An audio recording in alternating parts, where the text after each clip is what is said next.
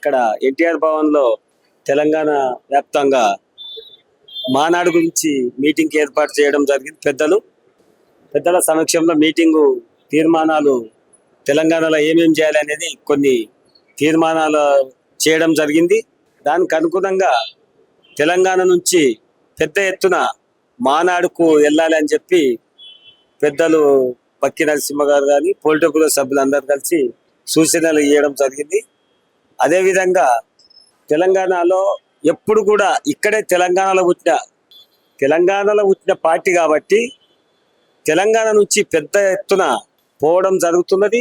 తెలంగాణలో చాలా మంది టీడీపీ అంటే అభిమానం, బలహీన వర్గాలు కానీ బడుగు బలహీన వర్గాలు పెద్ద ఎత్తున కూడా తెలుగుదేశం మళ్ళీ ఇక్కడ వస్తుందని చెప్పి ఆశతో చాలా మంది ఎదురు చూడడం జరుగుతుంది. అక్కడ జాతీయ అధ్యక్షులు మరి ఆంధ్రప్రదేశ్ మొన్ననే వచ్చి 9 నెలలు 10 నెలలు అవుతున్నది కాబట్టి అక్కడ ఆయన ఉన్న బిజీ ఉండడంలో ఇక్కడ కొంత జ్ఞాపకం జరుగుతుంది.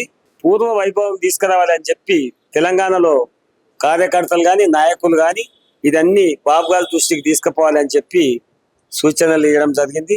మేము కూడా మాది మేడ్చల్ ఇన్ఛార్జిగా ఉండడం జరిగింది, అబ్జర్వేజర్గా ఉన్నా నేను. మా మేడ్చల్ ప్రాంతం నుంచి కూడా పెద్ద ఎత్తున మానాడుకు పోనీకే అందరి మండలాలు కానీ మున్సిపాలిటీ కానీ సూచనలు ఇచ్చి మేము మా ఏరియాలలో మీటింగ్ పెట్టి సూచనలు ఇచ్చి తీసుకుపోవడం జరుగుతుంది. మరి తెలంగాణ రాష్ట్రం మొత్తం కూడా పెద్ద ఎత్తున పోవడం జరుగుతుందని చెప్తూ కూటమి ప్రభుత్వం వచ్చినప్పటి నుంచి కూడా 80% హ్యాపీగా ఉన్నారు. సరే 20-30% ఎక్కడైనా కొంచెం ఉంటుంది, చదువుకునే వరకు కొద్దిగా టైం పడుతుంది. ఇప్పుడు అక్కడ కూటమి ప్రభుత్వం వచ్చినందుకు చాలా సంతోషంగా ఉన్నారు జనాలైతే. మరి అదే కూటమి ప్రభుత్వం ఇక్కడ వస్తుందని చెప్పి చాలా మందికి తెలంగాణ ప్రజలకు అక్కడ కేంద్రంలో కూటమి ప్రభుత్వానికి సపోర్ట్ చేస్తున్నటువంటి బీజేపీ నాయకులు కానీ ఇప్పుడు దేశంలో జరుగుతున్న పాకిస్తాన్లో జరుగుతున్నటువంటి పరిణామాలకు మరి మోడీ గారు తీసుకున్న ఏదైనా ఇష్యూస్ ఉన్నాయో దాన్ని మన తెలంగాణ వ్యాప్తంగా మొత్తం కూడా మోడీ గారికి చాలా మంది కూడా ఇది చేయడం జరుగుతుంది, ఆయనకు సపోర్ట్ చేయడం జరుగుతుంది. ఒకసారి బీజేపీ కానీ కూటమి ప్రభుత్వం రావాలని చెప్పి ఇక్కడ తెలంగాణలో 100% అవకాశం ఉన్నది. ఎందుకంటే ఈ మధ్యనే కాంగ్రెస్ ప్రభుత్వం సంవత్సరంన్నరగా వస్తున్నది. మరి ప్రజలు చూస్తుంటే చాలా వ్యతిరేకత వచ్చినట్టు కనిపిస్తుంది. మరి గతం ప్రభుత్వం అయితే ఏదేదో కుంభకోణాలు ఉన్నాయని చెప్పి అవన్నీ చెప్తున్నారు. మరి కాంగ్రెస్ ప్రభుత్వం అయితే వాళ్ళని ఏమి చేయడం లేదు, మరి ఏమి వాళ్ళ మీద యాక్షన్లు లేవు. ఆ రెండు డ్రామాలు ఆడుతున్నాయి కాబట్టి ఈ తెలంగాణలో పక్కా ఈ కూటమి ప్రభుత్వం 100% ఛాన్సెస్ ఉన్నాయని చెప్పి అనుకోవడం జరుగుతుంది. వస్తుందని కూడా ఆశిస్తున్నాం. 100% చూపిస్తుంది. ఇప్పుడు మనం ఇక్కడ జూబ్లీహిల్స్ లో ఉన్నాం. ఇక్కడ గతంలో మరి జూబ్లీహిల్స్ ఎటువంటిదో మనకు తెలుసు, మనం చిన్నగా ఉన్నాము.